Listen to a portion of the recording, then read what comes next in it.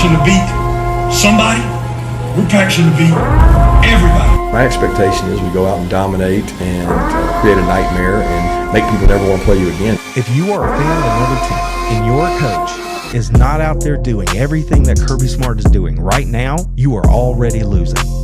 You feel however you want to feel about that. Nowhere to run and nowhere to hide for 4 quarters. They got to see us in our house for 4 quarters. They got to look us in the eye for 4. This is about us and our family and our house. This is about us. This is our mentality. We ain't backing down. We ain't running. Set a tone, send a message. This is our house. Physical toughness wins in football now. And if you in this room, you got it. If you come in here, you better believe in it. Because this physical toughness, it's what makes the difference. Elite focus. That's all I'm doing is the guy across from me. I'm fixing to whip his ass. Not in my box, not today. It's about us. It's about our family. We attack. You take that helmet and you strike them. And you strike them and you strike them. That's how you get respect. Physically, I want to break them. Friends, there are folks out there that might dispute the facts, but from where I'm sitting, there is no debate to be had. The team that runs college football today is the Georgia Bulldogs.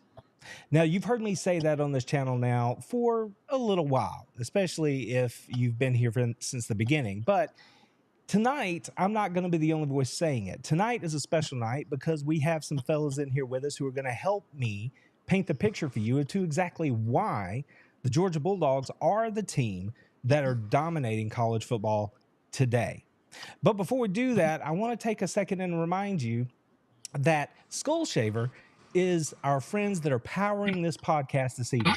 If you're interested in anything that's going to help you stay looking nice, need a gift for family or friend, jump down into the description, use the discount code DOGS, and get everything you need from Skull Shaver. Trust me, you will not be disappointed. Without further ado, let's bring on everybody who's here with me tonight. It's the guys from TikTok. It's yet another TikTok takeover. We have the dog father himself sitting in with us, as well as Gator Hater. Brett, Jay, how are y'all doing? Doing good. It's great to be back. Ready to talk football. Well, one thing's for sure, we have a jam-packed show tonight. We were talking in the green room, Ralph, before we got on the air tonight, and I was trying to let everybody know kind of what the rundown was going to be because we've been going back and forth about what should be in the show. And as I was building out the show this afternoon, news just kept popping into my feed, and the show kept getting fatter and fatter and fatter. So one thing's for sure is we don't have anything that's going to keep us from having something to talk about tonight. I think the place we ought to start, fellas, is with the news that broke this afternoon, and that is that Kirby Smart just received a 2-year contract extension where he's going to be making upwards of $13 million per season, making him the highest paid coach in college football. So, wow, first off. Secondly, thoughts. What do you got? How can you not look at it and say what Kirby has done for his alma mater and how he's changed the culture, what we've done as far as not just winning, but bringing in the players that we've brought in to change what's been going on at the University of Georgia. You pay the man what he's worth, and he's probably worth more than what he got today. Past that, just to add a little bit of humor to it, I think I would ask him, can I borrow $1 or $2 right now? Because I think he's got it to spare. Well, one thing's for sure. I don't know if he's taking my calls, but if he takes yours, shoot me a text so I can get in line. That's what I'll say about that. Gator Hater, Brett, what you got, man? What's on your mind? Man, I agree 100%. I don't know that you could put an exact number on what he's actually worth. Obviously the Falcons would have loved to have had him, but they couldn't even entertain it. He could have went to the NFL and made $20-25 million. Heck, Saban could have done that at the end of his career if he wanted to. And there's a reason that they're staying where they want to be. Kirby's built this program. It's not going anywhere anytime soon. The recruiting that he does, not only just the players in recruiting, but the coaches that he goes after. Bringing on Will Muschamp a few years ago as an analyst for defense, knowing good and well, eventually somebody was going to take our defensive coordinator. And what's he able to do is to step in and help fill in some gaps there. He's been a head coach. He's obviously a defensive mind, so that was smart. And then about a year later, he does the same thing with Mike Bobo. He brings him on as an analyst, and he helps out with the offense and the quarterbacks. And lo and behold, we lose our offensive coordinator, and guess who can fill that spot?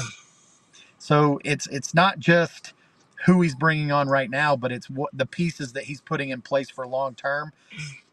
Georgia's not going anywhere anytime soon, and I think the entire country knows it.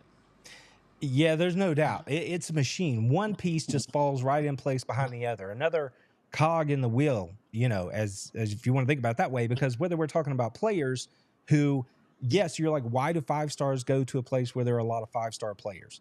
Well, besides the inherent benefits of doing that, they fully understand that as long as they get into the machine and buy into the program, their cog is going to come around. They're going to get their turn. And it's that way with coaches. It's that way with everything in the program, top to bottom. The alignment, this speaks to the alignment at the University of Georgia. And while we're talking about it, before we get to it, I'm going to jump into the article and share the article so we can talk about it just a little bit more in depth. But before we do that, we have another thing to look at here to make this case. It's not like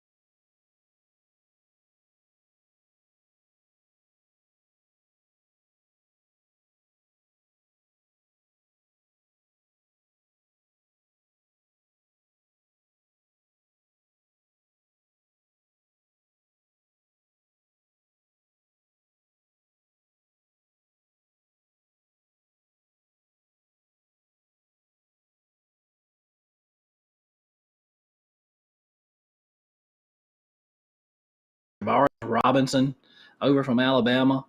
To add to it, there's so many key cogs that Kirby does, and he is so specific as far as what he does in making this program run day after day.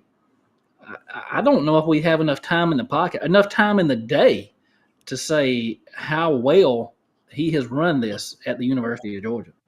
Now, before you go, Brett, I want to say here that it looks like we had a little sound issue. So that's my bad on this end. I hope we got that corrected. I hope everybody's good and can hear us now, because these guys certainly want to let you know their thoughts. Brett, what you got, man? Man, I agree. I just know, y'all know how I feel.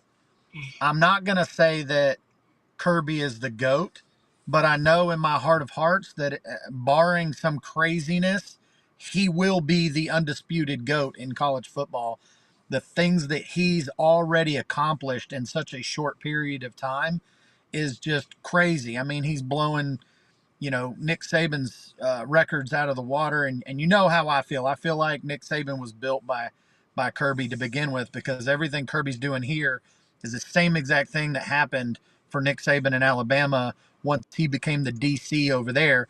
He was just only in charge of part of it, and that's why Nick Saban in his first 8 years at Alabama only had about 43 or 41 draft picks in that first 8 years, and Kirby in his first 8 years has blown everybody out of the water. I think there's like 63 or 68 or 61 or something like that draft picks in his first 8 years. So everything that was happening there is happening here, and it's just he's doing it at a much earlier time in his career than anybody else is able to do. And again, it's why he deserves to be the highest paid coach. And I don't think anybody deserves to pass him until they show that they can beat him at a consistent level and do the things that he's doing on all facets of football. Yeah, and notice I changed the graphic here on the screen too because it just drives home the point. It was put out by PFF. I saw it this afternoon, and it points the fact out that Georgia is the most winningest team in this decade because this graphic goes back through all the way back to the 1970s, and it tells you who was the most winning team during each decade. And Georgia, with a winning percentage of 92.6, is the winningest team this decade. So Alabama held that spot in the 2010s. Boise State held that spot in the early 2000s. Florida State in the 90s. Nebraska in the 80s. Oklahoma in the 70s. And as Jay pointed out before the thing got started tonight, just look at the company you're in there. You might think that Boise State is an outlier, but they're not. Who was heading Boise State when they were winning all those games and beating Oklahoma in the Fiesta Bowl? It was Peterson was the head coach up there. And then he moved on to Washington. So it's not like Boise State didn't earn their spot there by playing a bunch of nobodies. Boise State would go anywhere and play anybody. They came and played Georgia in the Mark Richt era. So that's a program that deserves our respect as well. That was the period in those early 2000s where Boise State had the highest winning percentage. Those games were against these Mark Richt teams. So this graphic just drives home the point that Kirby has taken what was a good program and put it on a different level. And as I mentioned, I see people in the chat here asking about the contract details and things like that. Let's go ahead and take a look at the contract and talk about it a little bit because we don't have all the details, but we do know that it was a 2-year extension. And Kirby got a raise of about $1.5 million, which puts him up around $13 million or maybe a little bit over. And the fact that Josh Brooks, the athletic director at the University of Georgia, also got a deal today at the same time tells you that these two are essentially connected at the hip right now. Both of them are performing at a level that is really not seen anywhere else across the country. And that none of this is going to change anytime soon. To your point, Brett, Kirby can achieve all of those lofty things. There's nothing that says he can't other than him deciding he doesn't want to pursue them. You know, so this contract takes him out to 2033, I believe. And if you do that, then you're going to be coming up on that 15-year mark, you know, where he would have been at Georgia if he coaches beyond 15 years, if he coaches the duration of this extension. So I don't know. It says, I think I said 1.5. It looks like 1.75 million was the raise that Kirby received. And then he also has bonuses that he could get in there. And as Brooks points out here in this comment, Josh Brooks, the athletic director at the University of Georgia, he says, I'm sure you'll agree with me that his leadership of our program has been tremendous. This new contract is well deserved. So thoughts on what Brooks said or the contract or anything else that we see here, guys? Brett, I'll let you go first on this one. You let me go first last time. Okay. Yeah, no, for me, I'm curious if there is one of those clauses in there that if somebody gets paid more, does he get a bump over that or anything like that? I'm curious to read the details. Being full transparent, I haven't read it yet. I just heard about the raise, and look, we all expected it to come at some point. You know, the things that we mentioned about Kirby is he's doing all this in a time period that it's new for all coaches. I mean, he's doing something phenomenal, and he's doing it on top of transfer portal and NIL, where everybody's trying to maneuver through all of these new things. He's still doing it at a top level, even though he's having to do that as well. And they have some challenges ahead of them. But I think if you're a Georgia football fan right now, the least of your concerns is anything that Kirby Smart is controlling. I don't think you're worried about anything he's controlling. You're worried about injuries. You're worried about other things like that, transfers, but you're not worried about what Kirby's doing. Right. And Kirby, we trust, right? That's right. And I'll tell you, just to me, even the month of December is well worth what he's getting paid in this. And we mentioned it in previous podcasts.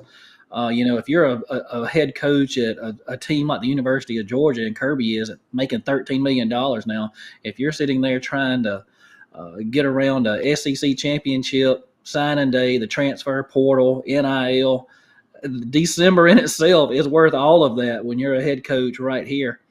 And the one word I want to bring up with both Kirby and Josh Brooks is continuity. Whatever Kirby has asked for, he goes to Josh. It seems like, whether it's the Board of Regents, President Jerry Moorhead, whoever, has always been on board. So to say that there is just a family atmosphere where they buy into the entirety of the program is probably underselling it. So the fact that we have all of these guys in place and they are emphasizing what he needs in the program and are on board with all of it, just it makes a dog's heart smile to see all of this right now. Right. And it's like the UGA president Jerry Moorhead said when he's talking about Josh Brooks. He's like, yeah, he's getting a raise here, but he is still being paid well below his SEC peers for the position of athletic director. And if you haven't read the Athletic article, which is what I'm scrolling through here, you can go do that, sign up for free, and get an opportunity to read this article if you want to. But it walks you through the success that Brooks has had in his hires at the University of Georgia right now. A new baseball head coach. That team has turned around. A new basketball head coach. That team looks to be trending upward. There are other opportunities around the program where Josh is getting things done. And we all know that Georgia and Kirby, it's a football program, right? It's a football school. That is the top priority to us fans. But to Josh and the other student athletes on campus, it's good to know that you've got a guy like Josh who is doing everything that he can do to give the other sports every advantage he can give them as well, including making good hires to lead the programs that might not be at the heights we want them to be. The news of the gymnastics hire from just the other day was something I was very, very pleased to hear. So I had hoped the best for Courtney, Kupets, but it didn't go the way everybody wanted it to go. And all Josh Brooks did is go out and get the very best available head coaches on the market to come in and try to rebuild the gymnastics program. So Josh deserves this bump. Kirby deserves this bump. My only question would be, if Georgia does what they are favored to do this season and they go out and win another national championship, is there it's probably just bonuses. If I would guess, it would just be bonuses that would kick in at that point. But do you think they would revisit another pay bump after the season, or is this going to hold for a little while? Just guessing. What do you guys think? Well, if I could go first on this one, I'd like to dovetail just a little bit before I answer that question.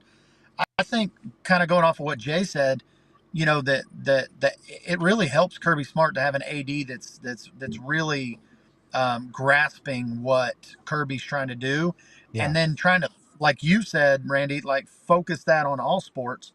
And I like to look back and give a shout out to Mark Richt.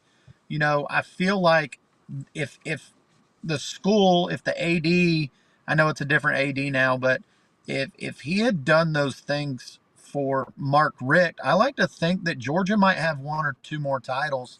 If he would have upgraded the facilities when Mark was asking for it early on, and they really didn't do anything until the very end of his tenure, and then kind of, Kirby steps in and he starts to get all these things, practice facility and stadium upgrades and all the things that are important to bring in these recruits.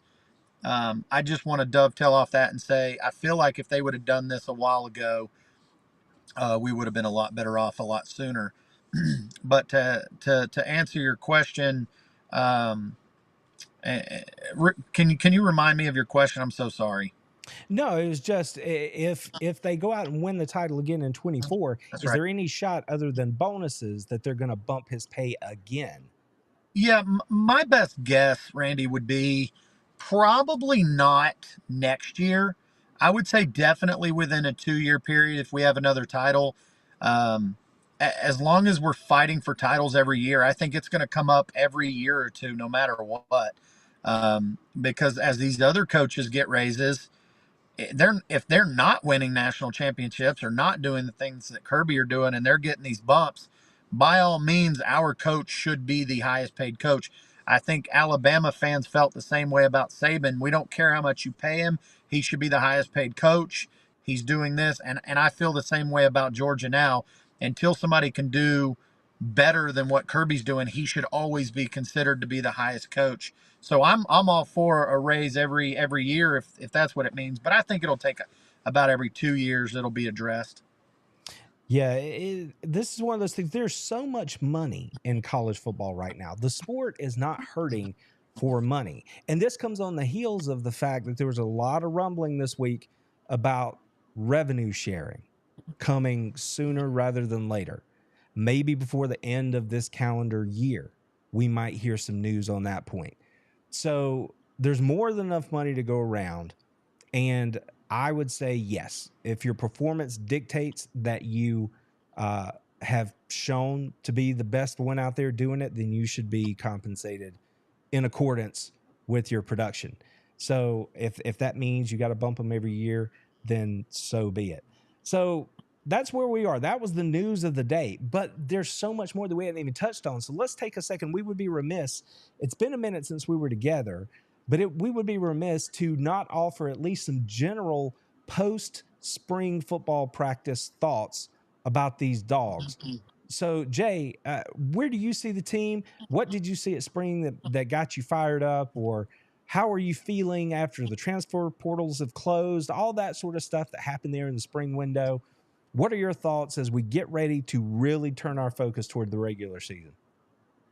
I feel like watching the spring game, I saw everything I needed to see as far as what this 2024 team needed to do going forward. Most of the talk during practices prior to G-Day was about the offense dominating the defense. And then we get on G-Day and we really saw the defense take a step forward. And I'm going to give a shout out specifically to Michael Williams and CJ Allen. I made a post 1 year ago to the day that I didn't think CJ Allen would leave the University of Georgia without one Butkus Award. And I will stick by that right now. Everything I saw in G-Day made me feel so good about going into the season, whether it be your first team, second team offensive line, because there may have been some questions there past the starters. I thought everybody looked good there. Shout out Micah Morris. I thought he looked phenomenal during the spring game, and not a lot of people take notice of what the offensive line does, but he was great, especially getting outside the tackle box, going down the field. We can get into that in a little bit, but I thought Gunner looked great. I feel good with him. If something, knock on wood, were to happen with Carson, I feel good with him coming in. And talking about the transfer portal, bringing in Jaden Rashada as probably your number 4 right now, whether or not he's fighting for whatever second, third, fourth position.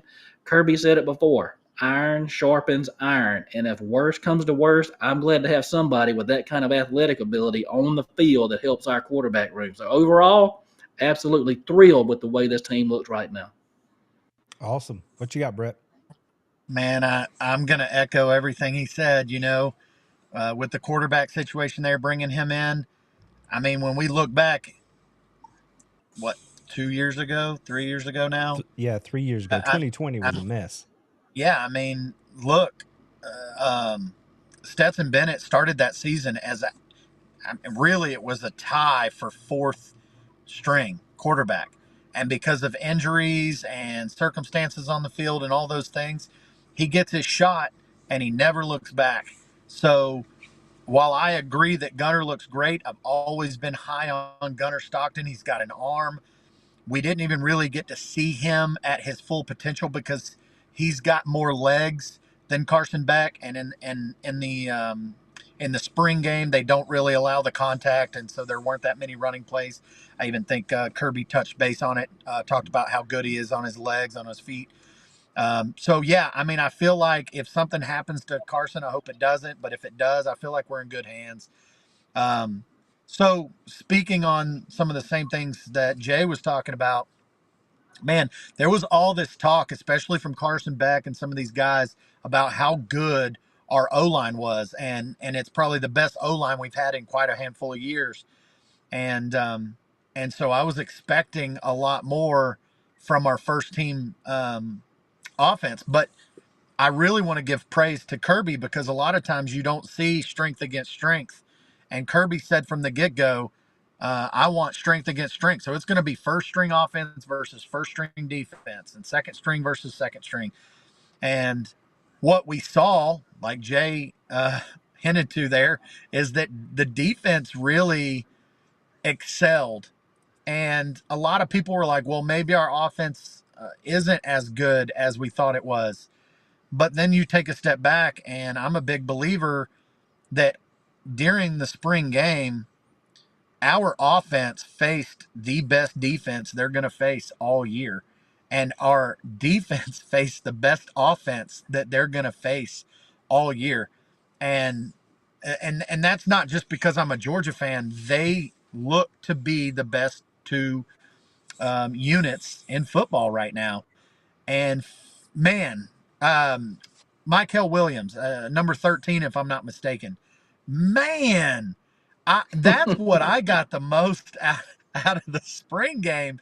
Man, you see Robinson looks good too. He goes out there and he makes first team defense kind of look like third string there on one of those plays where he bounced off of like 3 players, and the dude is a grown man.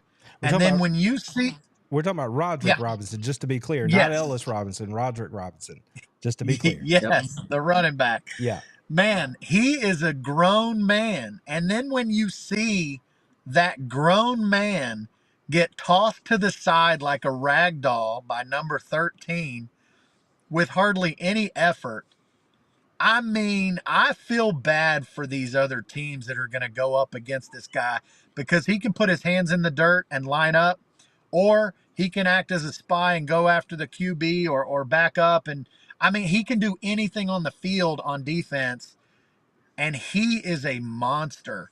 So our run game's better. I mean, I think we had at one point in the third quarter of that game, we had 18 different players catch a ball. I mean, we just look solid top to bottom. 2 points. I only have 2 thoughts, and they'll be quick. One, I'm going to call Michael Williams. This is the year that they're just going to let him go do his thing, essentially, within the format of the framework of the defense. So from here on, I think I'm going to refer to him as Captain Chaos. That's going to be my tagline for Michael. And then my overall point about the team and the way they look to me is, all I could do was think about, if you are another program who happened to watch the highlights of the game on YouTube, or you watched it live if you chose to do so, what are you thinking? Because you're looking at a team and a roster that just went 13-1. You look around the country, everybody else is choosing to have field day, elementary school level field day, or they are clearly missing a quarterback or a defense, or they clearly have issues. But if you are another fan looking at Georgia, you're like, where's the problem? Like, they look as good or better than they looked last year. And all I'm saying is, I bet there were a lot of opposing fans being triggered all across the country. That's what I'll say about that. Because you're like, how can these dudes keep doing that? So I'm with you. I think the future's bright. Yeah. What you got, Jay? Randy, I was going to tell you, we are so fortunate that we didn't have to sit and watch a spring game that was on half a field in shirts and shorts and playing flag football with a hot dog eating contest, a slam dunk contest, and whatever else. And we play them this year, so they can get triggered about it all they want to. But my issue is, you have an opportunity, and I put this out there, and I'm not ashamed to say I did it. You have an opportunity for these young kids especially to get real reps, and you chose not to do it. Right. Am I glad I'm a University of Georgia fan? You better doggone well believe it, because we're not pulling stuff like that.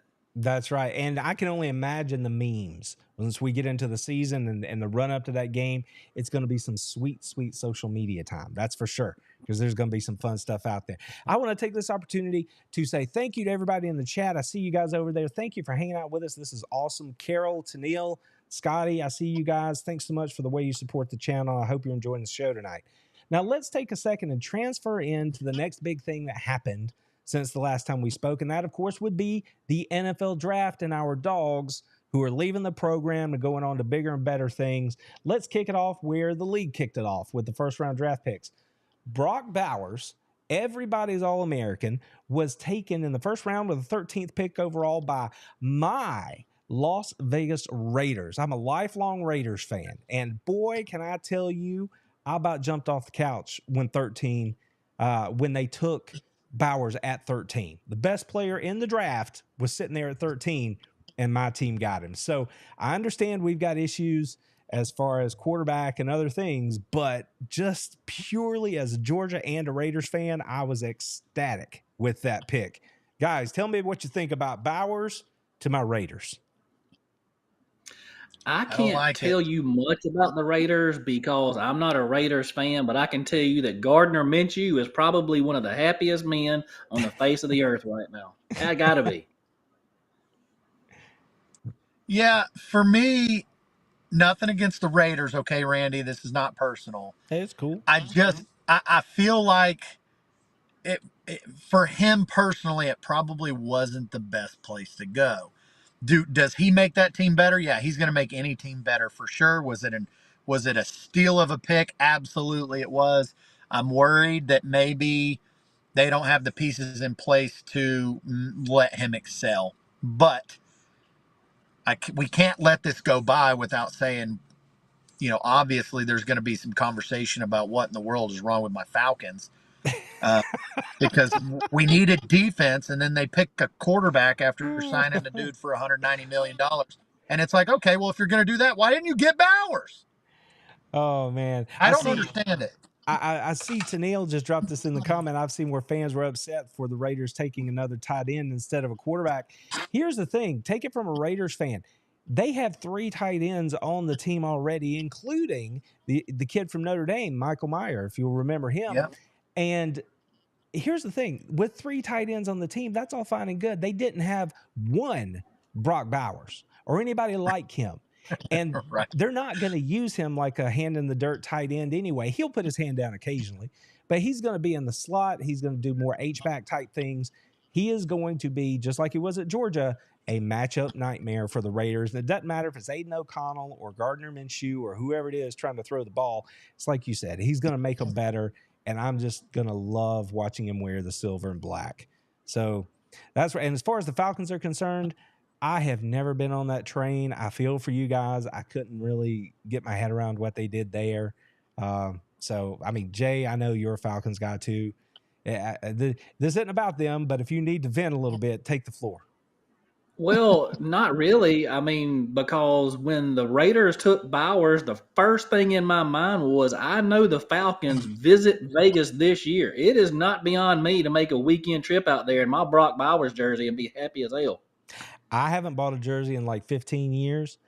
This move has me rethinking that whole calculus. I'm going to have to see where we go from there. So moving right along, if we see who they took next off the board was Amarius Mims, who went at 18 to the Cincinnati Bengals. Now, I wish he had played more at Georgia, but the bottom line is, as long as he remains healthy, this kid's going to be a stud in the league for a long time, and it didn't matter where he went. That's kind of my thoughts on him.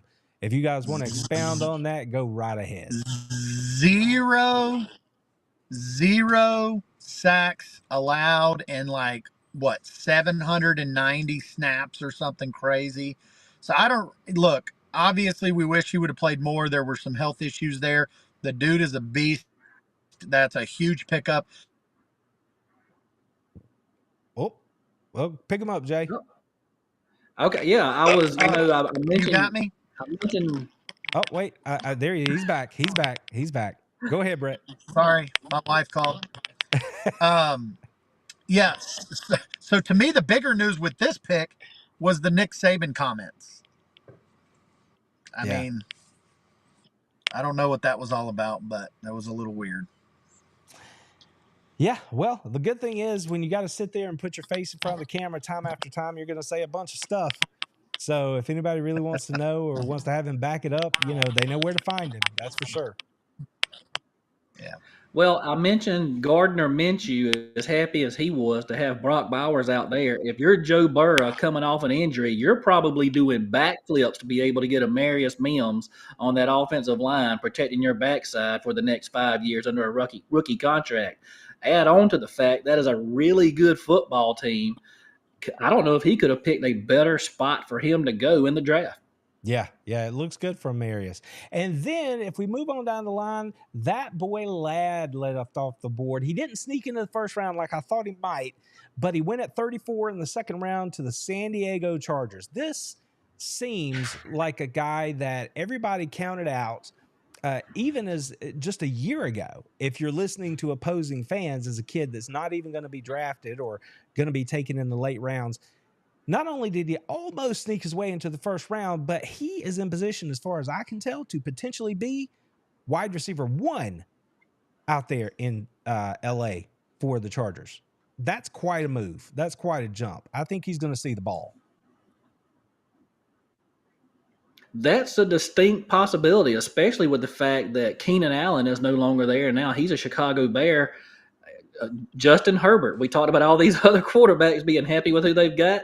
Now you've got a guy who is arguably, and I would say probably, the best route runner in the entire draft. He's got to be ecstatic to get Ladd out there, and I'm happy for him. That might be another jersey for myself to pick up this year. I love that powder blue anyway. I ain't going to lie. I think that's one of the prettiest jerseys out there. Got any thoughts on Ladd, Brett? Yeah, for me, so far, I think this is the best pick. Obviously, those other guys are going to help their teams, but he's just a difference maker. And with the pieces that he has around him, I think this was an awesome pick. And I keep saying it, but I think all 3 of these picks so far are steals of a pick. Yeah. I mean, the Georgia Bulldog football program under Kirby Smart has now legitimately become, use any metric you want, they have legitimately become an NFL draft factory, right? I mean, year after year after year, when you look ahead to what could come off the board next year in the draft, we're looking at double digits, almost guaranteed, and they could push that record number from the 21 year. So they are just athletes on athletes are coming out of Georgia, and they know how to play the game. And that's what's getting the GM's attention. Because when you look at a guy like the next kid we're going to talk about, Kamari Lassiter, who went in the second round, number 42 overall to the Houston Texans, this is a dude, all he did was play clamps all season and still get run down. Everything I heard about Kamari Lassiter leading up to the draft was something negative, how he wasn't going to be the guy that was going to be taken highly. And he still ends up, despite a 40 time that maybe wasn't his best and all that, right there in the early second round, and he's going to plug in and play in Houston. So, I mean, the Dogs are players, and these GMs know it. Yeah, I think I heard Brett mention he thought that Ladd was the pick of the draft as far as the Dogs were concerned for San Diego. To me, hands down, without a shadow of a doubt, Kamari Lassiter is my pick of this draft that came out of the University of Georgia. Not only going to the Houston Texans and playing for them, but playing on a defense that is coached by DeMeco Ryans. That team was a shadow away from getting a lot further in the playoffs last year. The second year, this year coming up under CJ Stroud, will probably be even better. And I'm going to go ahead and give you my hot take right now, guys. I'll tell you, the Houston Texans, to me, are in the Super Bowl for 2025. Man, that is a hot take. Texans in the Super Bowl. Brett, you going to go that far? No, I won't go that far. Nothing against them. I haven't thought about it hard enough. I'd like to think that my Falcons will do something, but that's my typical feeling. Yeah. No, I mean, definitely a good pick for them. You know what I love? As he was saying that was hands down his pick, I think it's awesome because you know how much you love the Brock Bowers pick. I like the Ladd McConkey pick. He likes the Kamari Lassiter pick. I mean, and most of the time you don't have that luxury of people going, hey, this was the best pick. No, this was the best pick. No, this was the best pick.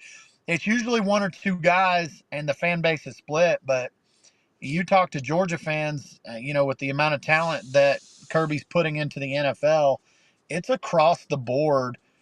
It's just awesome that we're going to be able to watch so many Georgia players make an impact in the NFL over the next, 8 to 12 years. It's just going to be crazy. Yeah, I mean, it's one of those deals where everybody might look at Georgia and go, okay, that's RBU. And then they started cranking out Butkus Award winning linebackers, and then they became LBU. And then they started putting multiple first round draft picks off the defensive line in the league, and they became D line U. And then you look up, nobody's paying attention.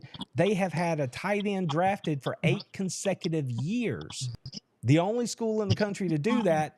Tight end U should be a moniker they carry as well. So there's no doubt that Kirby is churning out the talent. I noticed in the chat here that big supporter of the channel, Tim, says that he knows where my Raiders can get a really good quarterback next year. Now, listen, I want my team to win, but if we end up winning 2 or 3 games, whatever it turns out to be, and we can get Carson Beck in the silver and black, your boy's going to be smiling ear to ear. Trust me. Trust me when it comes to that. Speaking of yet another guy, Javon Bullard was a kid that was undersized, counted out, and all he did at Georgia was show up and claim MVP trophy after MVP trophy and be a 2-time national champion. This is a house divided. I'm a Raiders fan. Mrs. Beast is a Packers fan, and she's been a Packers fan as long as I've been a Raiders fan. So when Bullard came off the board to Green Bay, yeah, this house was pretty happy because both of our teams got a Bulldog that's going to play a lot for our teams this fall. This was the most fun NFL draft I've had in a long, long time. I'm going to give a shout out to Silverback because I'm pretty sure if he was on tonight, and I know he'll be back, he would probably say hands down the best Georgia pick of the draft right here. Kid can play. I'm just guessing. Isn't it? Doesn't he have to feel good? You go from one shade to another shade, and you keep that power G on your helmet. I think I heard Quay Walker. He said on Twitter the other day, they might as well build the damn hedges in Green Lambeau Field now. That's right. I mean, they're looking like the Eagles up there, honestly. That's right. I posted a graphic that showed the Packers draft picks over the recent years that are up there, and it's impressive. They got a dog at every level of that defense now in Green Bay. That's for sure. And next is the guy that a lot of people thought might actually be the steal of this Georgia draft class, and that's Tyke Smith falling to the Buccaneers there in round 3 at pick 89. This is a kid that has overcome adversity, loves football, can play multiple positions, and has a bit of a mean streak in him. So the Buccaneers absolutely got a guy that's going to contribute to their team here. And I don't like the Bucs at all. And I just, there's a lot of reasons for that. I'm not a Falcons fan, so it's not tied to that, but I will pull for Tyke in Tampa Bay. That's for sure. Can I just say how upset I am with the Tampa Bay Buccaneers making me forced to watch Tyke Smith play my team twice a year? I don't want to watch that. He's going to be phenomenal for that club down there. There'll be only be 2 games that I'm not pulling for Tyke Smith, honestly. But even at that point, maybe he'll have at least an interception each game and not win that particular game. I'll still be pulling for him. Individual, a little fantasy football, right? A little let's root for whatever jersey number he is and get the loss. Take the L, but Tyke can have a good game. So my take on him would be, I'm sitting there watching the draft and the Falcons are up on the board and I'm like, okay, Dallas Turner, that's what I'm looking for right here, Dallas Turner, because it would have been a huge piece of the puzzle for the Atlanta Falcons. And I feel like Tampa Bay with this pick, that's what he is for them. I mean, he's just going to fit right into their defense. That's what they needed. He only helps them, even though we all three agree we hate Tampa Bay. But I think this was excellent pick for them as far as this is somebody they needed. Yeah, this is a good one. It's a win-win. And I see Carol, longtime supporter, wonderful supporter of the channel, letting us know they've already built them hedges in Philly. We just need to go check them out. That's all. We just don't know what's going on up there. Now, this guy, SVP, I had the pleasure of talking to him at SEC Media Days. Just a great dude and a wonderful football player. When I heard that he had originally committed to the University of Georgia way back when, I just had a feeling that Georgia had a special one. And they absolutely did. And now the Bills do. And prior to the draft, I was asked, who do you think is going to be the most, provide the greatest value, regardless of where they're picked? But who is going to provide the greatest value to their team from Georgia in this upcoming draft? And for me, it was a no-brainer. It was SVP 100%. And knowing that he's going up there to a team that's competing for the playoffs every year. He's got a great quarterback. He's up there with James Cook. I love the situation for him, and I hope that he sees the field sooner rather than later. I am very high on SVP to Buffalo.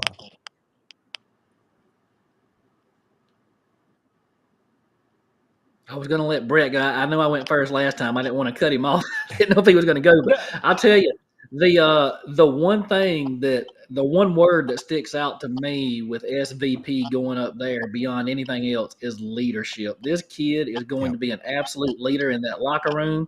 I don't know that he'll get that opportunity, as a first-year guy, but as he gets into the system and learns everything, and they learn what kind of a player and person, let's go ahead and put that out there too. They didn't just get a great player; they got a great person up there in Buffalo. Once he gets into that part of his career, they're going to be absolutely ecstatic with the person that they drafted in Buffalo. Yeah, Brett. Yeah, and look, I'm one of I feel like the centers don't get enough attention, but I'm with Jay. Just the leadership that he's going to bring, the size and the athletic ability that I think he'll make it I think he'll make it as a first year. I think he'll still make big waves in the first year. So I hope so. I'm rooting for him. That's for sure. Now, fellas, your moment is here. You can rejoice. Your Atlanta Falcons finally took a Georgia Bulldog late in the rounds, and I would love to know how you feel about it. Are we loving it? Are we not that excited? What do we think?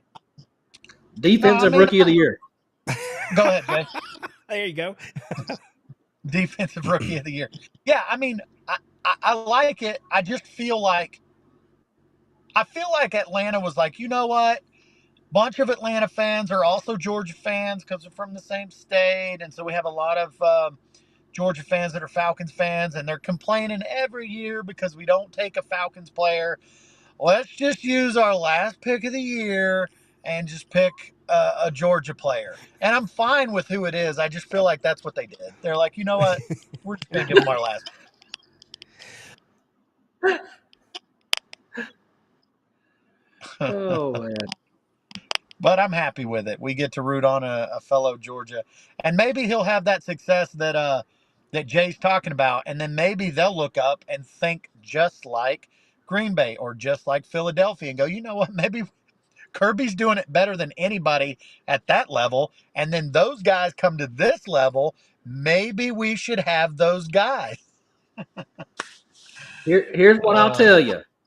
Tom Brady was a 6th-round pick to the New England Patriots. Maybe we just got our defensive version of Tom Brady in Atlanta. Let's go. Let's go. Everybody involved would love that if it worked out that way. All right, so we're kind of making our way through the spring here. Let's turn our attention to 2024. You see the schedule in front of you. We've talked about it on here before when you guys were on the show, kind of walked through the season. But just last night, I spent the entire show counting down in order from the least excitement provided to me to the most exciting game I'm looking forward to in 2024. And I'll just jump to the front of the line here and let you know that my top 3 games, as far as excitement level for me personally, and based on what I see on my communities here on social media and YouTube, turned out to be Clemson, Alabama, and Texas. So I thought we'd take an opportunity tonight and just sort of bounce through these together and let you guys sort of give me your more in-depth thoughts about each of these games one at a time. So let's start with the Clemson Tigers. So Jay, that's how we're going to kick off the season. The reason I had them at number 3 was because it's the season opener. It's a tone setter for the entire season. And bottom line is college football is back. So how can I not be fired up for this classic Southern rivalry? They couldn't edge into 1 or 2, but they fell in right there at 3. What do you think about this Clemson game? How are you feeling about it? Still a few months away from it. Border state rivalry, and I am probably the most excited that we're not starting out a season playing directional university to start the year. It's a great way to start. It's going to show you exactly what your team is made of on both sides of the ball. Watching Clemson from last year, I think they're going to be a little bit improved. Even going off of that Kentucky game, the way they bounced back and won that thing at the end in the bowl game, I think this could end up being pretty good through the first half, but I don't believe there's any way, shape, or form they're going to make this a game probably after the third quarter. I think Georgia runs away with this thing in the end. All right. So, Brett, I'll ask you the same question. How you feel about them Tigers under Dabo? I'm not really worried. I know they made it a game a few years ago. The only thing that about this game that is interesting to me, there's 2 things. The first is we know that Etienne's not going to play in it. I'm not too concerned about that because of Robinson and the rest of the backs. But the other thing is that it's the first game of the year. And if we look back 3 years ago when we played Clemson, that was probably the closest game. I know we had some games that were a little, but that was the closest game, as far as talent level goes, that we had all year. And it was probably only because it was the first game of the year. You're getting the cobwebs off. You're still learning your team, all that good stuff. So that's the only thing that makes me nervous about playing a team that expects to be in the playoffs. Clemson's always going to expect to be there as long as Dabo's there. But here's my hot take. After that loss to start the season for Clemson, I think that it is going to be Dabo's last year. Wow. You putting down a marker right there.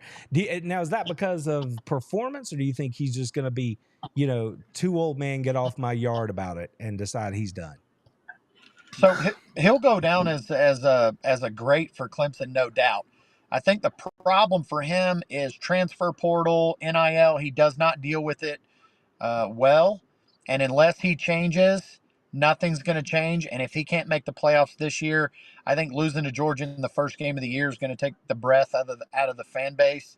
And once you lose the fan base early in the season, it's going to be tough for him to get around the rumors of him being on the hot seat and things like that. That's just my take. Yeah, it'll be interesting, especially with Florida State thinking that they're going to do something again this year, that they weren't just a mercenary one-hit wonder. So we'll see. We'll see what's going on there. Coming in at number 2, I had the Alabama Crimson, or I'm sorry, I had the Texas Longhorns at number 2. And the reason I had them there was because it's like they're welcome to the SEC as far as it relates to the University of Georgia. And make no bones about it, Texas is a team that we all think is going to be a contender inside the conference as well as in the 12-team playoff. More than that, it's just a helmet game, right? Who's not fired up to see these 2 helmets line up across from one another? And one more cherry on top, and this is one of 2 matchups that I think could go this way this year. This could be the first of 3 matchups in 2024 between these 2 teams if things shake out, a certain way. So I don't know. Jay, I mean, where am I? Are you with me on Texas? Do you think we could see it play 3 times? Do you think I'm overstating that? They think they're going to come in and dominate the conference. I don't think you're overstating it at all. I think that is a very real possibility of facing a team 3 times, and that's something that's unprecedented outside of having, this 12-team playoff this year. Texas is going to be very good. Let's be honest. They're going to go over to Austin. That team is very well coached. They have great players. The facilities are awesome. The atmosphere is going to be like no other. Let me tell you, though, where I believe Georgia has a little bit of an advantage in that situation, though, is who Texas plays the week before, and that would be Oklahoma in the Red River rivalry. Coming off something like that, regardless of whether it is a close game, a blowout, whatever else, they're going to use a lot of energy in that. So I am thinking again. I'm always probably going to say Georgia's going to win out, but them having to play playing Oklahoma the week before, I think that bodes very, very well for the University of Georgia. So Jay's got him on the emotional roller coaster there. What are you thinking, Brett? Yeah, I think that Georgia has this one circled for a couple of reasons, just playing in Austin. But the last time we played Texas, correct me if I'm wrong, it was in a bowl game that was very underwhelming for Georgia. We had a lot of players that opted out and things like that. We still made it a close game, but we lost. And I think that left a bad taste in our mouth because Texas fans still brag about it to this day. So I think that's going to be on the mind of some of the Georgia players and fans. I'm looking forward to it. I had this as, I think it's a toss-up between Alabama and Texas at number one for our 2 toughest games. And my third is Ole Miss. I think Jay will agree. They just have a lot of talent, and they're going to be a pretty sneaky, dangerous team this year. And to clarify, like I said, this was just for me, just the most exciting, not the toughest, not the most important, right? Just the one I was most fired up about. But Ole Miss, just for clarification, I had them at number 4. So, you can go check out the pod from last night to get the full rundown and hear me hate on Florida a little bit. My thoughts on Kentucky and the new dogs up there. So we went through it all last night. That's why you got to show up for the live shows, everybody. Get in here with us. We're having a good time. All right. So if I've mentioned the 3 already, and we've already talked about 2 of them, and I even flubbed the dub on 1, that means it has to be Alabama. Alabama is the game that has me most excited heading into 2024. There are a lot of reasons. I mean, for the last few seasons, nobody has really been on the same footing as Georgia and Alabama. It's like that Spider-Man meme where they're pointing at each other, like, who are you and who are you? And the recent history in the series clearly makes this an important game. Nick Saban's gone. I don't think Alabama falls off the table, but it's going to be different when the Dogs head to Tuscaloosa this year in a lot of ways.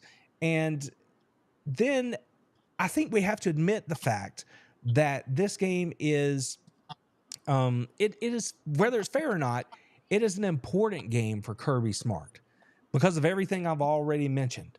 I understand that Nick's gone, but if Georgia is who they say they are, then all you're going to hear in the run-up to this game is going to be that discussion. It's going to be the discussion about if Georgia is who they say they are, then they have to go win this game at Tuscaloosa. They can't let a new head coach win this game. So there's a lot riding on this one, and that's why I would put Alabama as my most exciting game, the game I'm most looking forward to heading into 2024. So, Brett, back. Man, I got a lot to say about this one. So, I agree with you. This is the one I'm looking forward to the most as far as excitement goes. And one of the reasons is, obviously, Saban's gone and they've hired DeBoer. And DeBoer has a fairly good win percentage. He took his team to the finals last year. That's all fine and dandy. But here is the fact that I am looking like, this is the fact that I can't unsee now that I know it. Kalen DeBoer has never faced an SEC team as a head coach. And your record can be as good as it wants to be, but if you've avoided playing the toughest conference in the country, it doesn't mean anything to me. So when Georgia rolls into Tuscaloosa at 7:30 p.m., It will be Kalen DeBoer's first SEC game of the year, and it will be his first SEC game as a head coach ever facing an SEC team. So I am so excited to hand him his first L.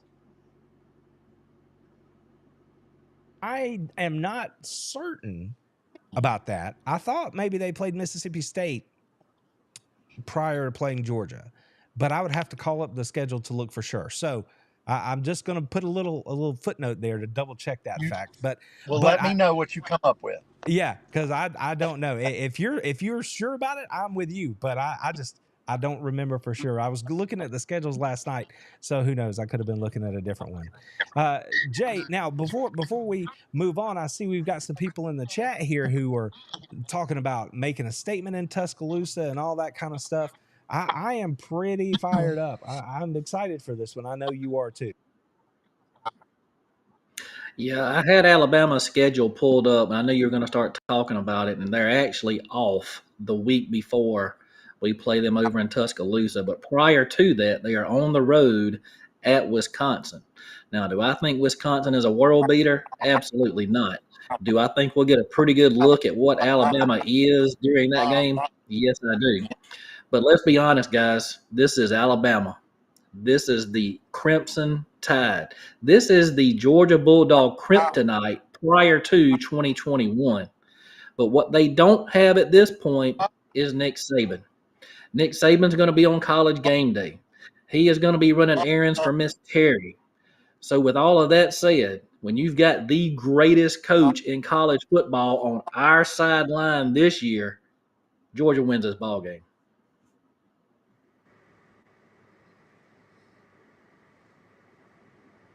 Things you just said right there, man. I think that it's going to be fight night in T-Town, and the Dogs, they know it. It's kind of like what you were saying about Texas, Brett.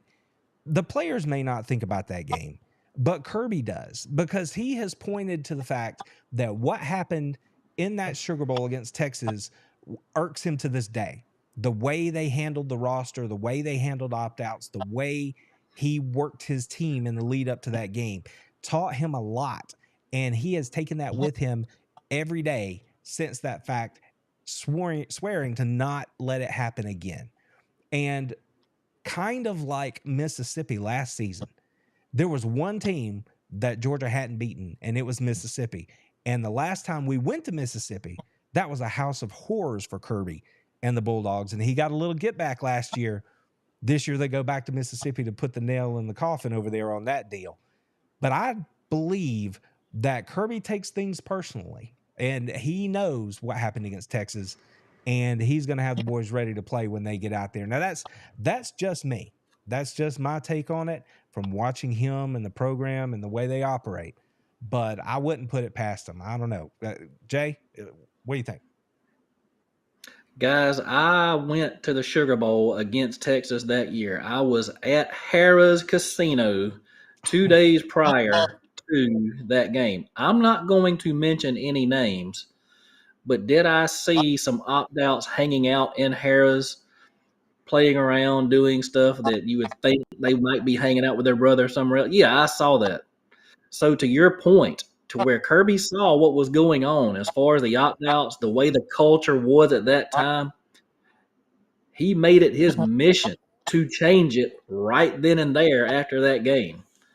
So, yes, as far as some get back at Texas, you better believe that's in the back of Kirby Smart's mind. As far as going to Ole Miss and playing them, we're playing a football game. Like I mentioned before, this is not a hot dog eating contest. That's right. I still can't believe they did that, man. Cannot believe it. And I cannot believe that everybody just didn't point and laugh. You know what I mean? Like, a lot of folks did, but I just can't believe that that's what you did. More importantly, it's what you mentioned earlier, Jay. It's about the opportunity to get better. That's what it's about. And they just threw it away. I understand practice is practice, but why give up those game situation live reps, one more opportunity to get your team out there and let them get better? I just don't understand it. And Jay and Randy, Another game that I'm just kind of excited about. I don't think there's any risk of losing or anything like that. But as far as excitement goes, Yeah. this Georgia-Florida game, because ETN, man, these Florida fans are so upset. They think they're going to go out there and like do something. I just am excited to watch what happens in that game. Like I said, I went through the litany of reasons I look forward to that game every year, and this year is no different. It's the ETN thing. It's the fact that they're probably going to be on head coach watch, pink slip watch, right there at that point in the season. Like, there's so many things going on, and I am here for it. And I expect Georgia to go down there and take care of business. All right, fellas, thank you for being here with me. Just like we do every week, we are showing up and giving you some dogs content you're not going to find anywhere else. So stick around and join us. Go ahead and subscribe. We're on the march to 10K here on YouTube, and we are thankful for every eyeball and every ear that chooses to spend a little time with us. I appreciate you guys hanging in here tonight. Don't forget that we are also an audio-only podcast. You can find us at your favorite podcast provider. So wherever that is, just dial us up, give us a rating, lock us in, and take us with you wherever you go. And of course, if you want to know about everything that's going on with ADB and the How About That Dogcast, all you have to do is sign up for the newsletter. I will never sell your information. You will not get anything from me unless it is worthy of your attention. I will not spam your inbox. So go ahead, costs you nothing. Jump on there and hang in with us for a little while.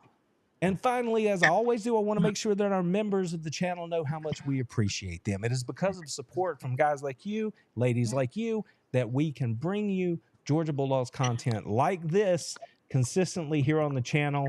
And I appreciate every last one of you for hanging in here with us. So with that, fellas, do y'all have any parting shots for the people? Because as we have found out over the last couple of months, life happens and we don't always get to show up here when we think we will. So if anything you want to leave the people with before we get out of here, Brett? Yeah, I want to give another shout out to Silverback. We missed him, and I'm sure he'll be back on.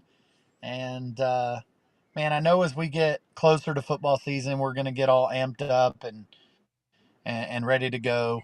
And I know we're probably going to have to do multiple shows a month at that point. Hopefully we can do that. But, yeah, until then, let's just keep watching. Yeah, as excited as we are, and I appreciate everything that got mentioned here tonight as far as football is concerned, I would be remiss if I didn't give a shout out to the baseball and basketball team right now. Baseball team looks phenomenal. The recruiting under Mike White and the basketball team, if you hadn't heard, looks really, really phenomenal. Hopefully, I might be able to get out to go see one of the games against Vanderbilt this week too. If you're able to, y'all come out there and check them out because they're doing a great job. Charlie Condon, woo! Don't miss that young man. You got a chance to go see him play in the friendly confines of Foley Field over there in Athens. It's a wonderful place to see a ball game. That young man has put in his time. He is a dog through and through, and his performance this year has put him right at the top of Major League Baseball draft boards heading into this year's draft. So don't miss your chance to go see that young man in person. It is a must-do if you are a Georgia Bulldog fan. Friends, as I always say, take care of yourselves, take care of your friends, take care of your families, and we'll see you next time. Go Dogs! Go Dogs! Go Dogs!